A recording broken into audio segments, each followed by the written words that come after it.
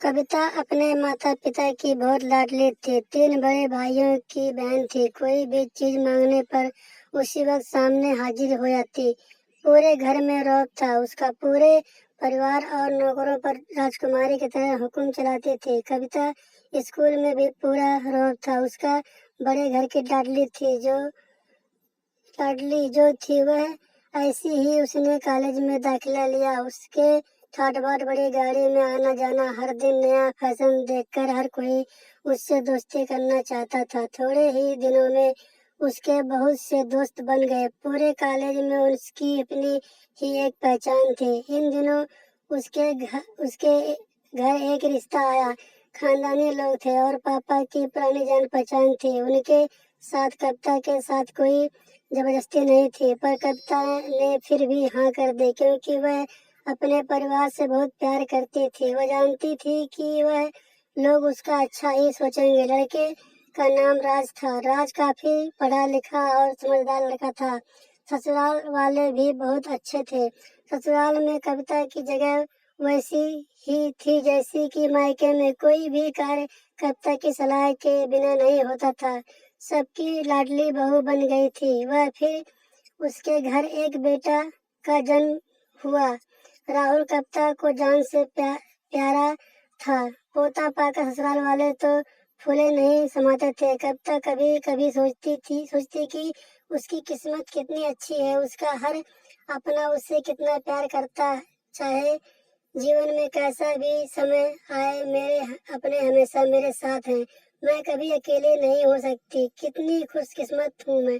पर शायद कविता की खुशियों को उसकी अपनी ही नजर लग गई थी। एक दिन वह मायके जाने की जिद कर बैठे। राज को बहुत काम था, लेकिन वह फिर भी उसे ले गया। रास्ते में उनकी गाड़ी अन्य गाड़ी से टकरा गई। कविता, राज और राहुल बहुत बुरी तरह से जख्मी हो गए। काफी दिनों के इलाज के बाद राज और राहुल तो ठीक हो गए, लेकिन कविता पूरी तरह ठीक न हो सके। सर पर चोट लगने के कारण वह अपनी आंखों की रोशनी खो बैठी।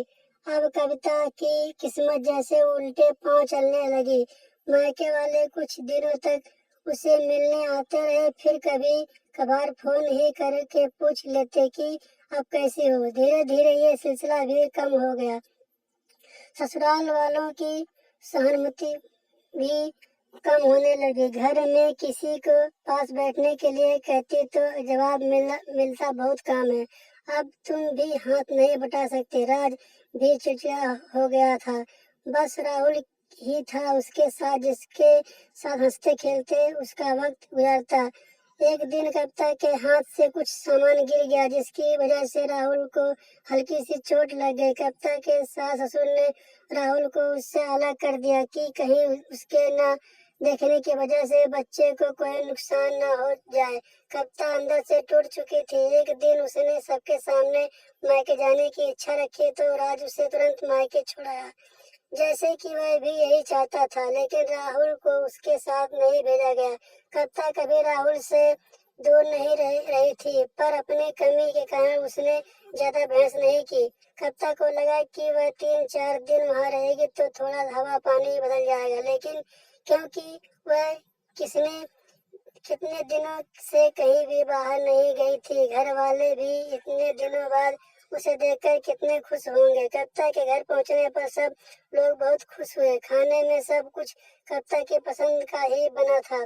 उसने अपने मम्मी पापा और भाई भाभीियों से दिल खोल कर बातें की। उनके छोटे छोटे बच्चे भी बुआ के साथ घुल मिल गए थे। रात को सोने के वक्त जब वह कपड़े बदलने लगी तो उसे पता चला कि उसका बैग तो बहुत भरा हुआ था। वह सब समझ गई। वह बहुत उदास हो गई। कुछ दिनों तक तो सब ठीक रहा, फिर जैसे सब बदलने लगा। सबका व्यवहार बदल रहा था। वह लोग जैसे थक चुके थे उससे। सब लोग घुमा फिरा कर पूछने लगे कि राज कब आ रहा है उसे उसे ले जाने। वह बहाना बना देती, जबकि वह जानती थी कि उस घर में अब उसके लिए कोई जगह नहीं। कविता से चलते वक्त कुछ नुकसान हो जाता, थोड़ी बहुत टोका टाकी उसे सुनाई देती, वह टाल देती। एक दिन उसके हाथ से लगकर एक कीमती फूलदान टूट गया। छोटी भाभी ने बहुत हंगामा मचाया। कविता के माता पिता रोज रोज के झमेले से तंग आ गए थे। उन्होंने राज को खुद से फोन कर दिया। राज कविता को अपने घर ले गया। कविता को अपने परिवार वालों से ये उम्मीद न थी। जिस कविता के कहे बिना घर में एक पत्ता भी नहीं हिलता था, उस घर के लिए वह अब बोझ बन चुकी थी। राज के साथ ससुराल आते वक्त वह बहुत खुश थी, क्योंकि वह अपने घर जा रही थी, अपने जिगर के टुकड़े राहुल के पास। परंतु यह खुशी भी कुछ पल की ही थी। सारा बंदोबस्त पहले ही किया हुआ था। कविता को सीधे ऊपर वाले कमरे में पहुंचा दिया गया। राहुल से दूर रहने की सख्त चेतावनी दी गई। एक काम वाली लता को उसकी जिम्मेदारी सौंपी गई, जो उसके खाने पहनने जैसी जरूरतों का ध्यान रखती। कविता ज्यादातर चुप ही रहती। कभी कभी काम वाली लता से थोड़ा बतिया लेती। उसके जरिए राहुल का पता चल जाता।